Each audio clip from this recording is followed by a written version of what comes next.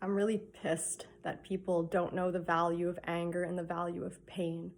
So many people are turning to antidepressants, which, yes, they have a value in certain circumstances, but most of the time, you need your anger and you need your pain. Pain is the catalyst for change. If you don't face your pain, nothing's ever going to change. Anger is what creates the action. You need anger to get out of depression on the emotional scale. You need anger. So many people are taught that anger is bad and you should never be angry, that as soon as they start to get angry, they slip right back into depression.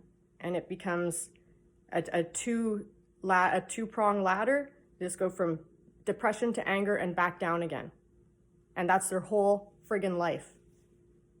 You need anger to get out of depression, to climb up the ladder of the emotional scale, right? So you have depression at the bottom, and then anger, and then frustration, and then hope, and then it all goes up from there. You got to get to the hope level. The only way to get to the hope level is to get to frustration. You can't just skip from depression to joy. You got to climb each ladder. So guys, you got to use your anger. So I'm angry. What did I do? I made this video. Took action. That's the purpose of anger. When people are taught that you should never be angry, nobody does anything. Everything gets pushed under the rug. And this is what's going on right now with this whole cancel culture BS. Just take somebody, oh, I don't like this, I don't like that, let's smear them, let's push this under the rug, let's not deal with the real issue, let's just all be peace and happy and la sunshines and rainbows and lollipops.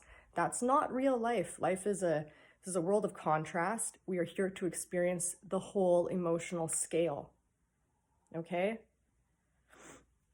Nobody is ever going to learn how to deal with their anger and how to use it efficiently and productively and positively if they're taught that anger is bad. I'm furious that people think that anger is bad. How do you solve any bad problems without getting angry about it first?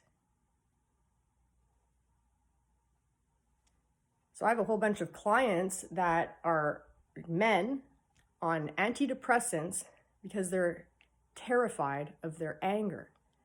And that's very common for men to be much more afraid of their anger than women, because bad things can happen with anybody, man or woman, but men tend to have more testosterone and more of a violent streak.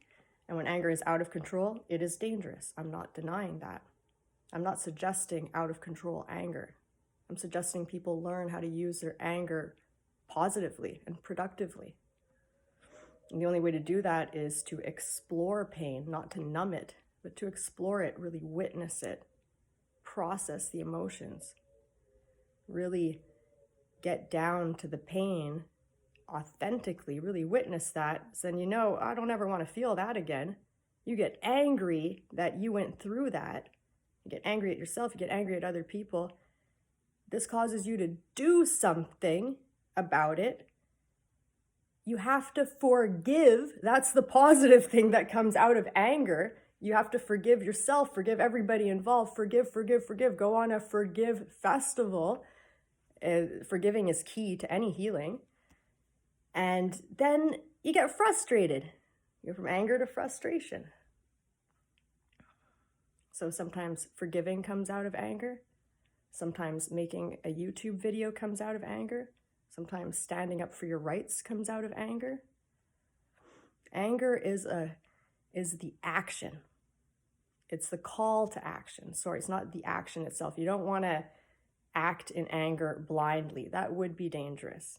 To learn how to use anger positively, you want to really take time to examine the pain, feel the anger, and then decide, how can I use this anger in a positive way to bring me up the emotional scale from anger to frustration to hope.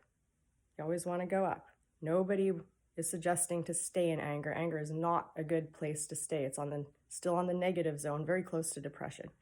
The only thing lower than depression is shame. Shame is the very lowest you can get. And you've hit rock bottom when you're at shame. Please don't give up. call a suicide hotline, microdose psilocybin, try L-theanine 5-HTP. Maybe that's when antidepressants might be good for you for a very short amount of time. Get help, no matter what it is. If you're stuck down there in shame, don't stay there. That is rock bottom. And you know, when you're down there, you're not going to stay there, because once you hit rock bottom, it all goes up from there. To go up from shame, you got to be depressed for a little bit. Get out of depression. You got to get a little anger just to fire you up and get out of that anger really quickly. It's good to use anger in a positive way, okay? That's my little message for today, because I'm fucking pissed, man, that people are afraid of their anger. What's up with that?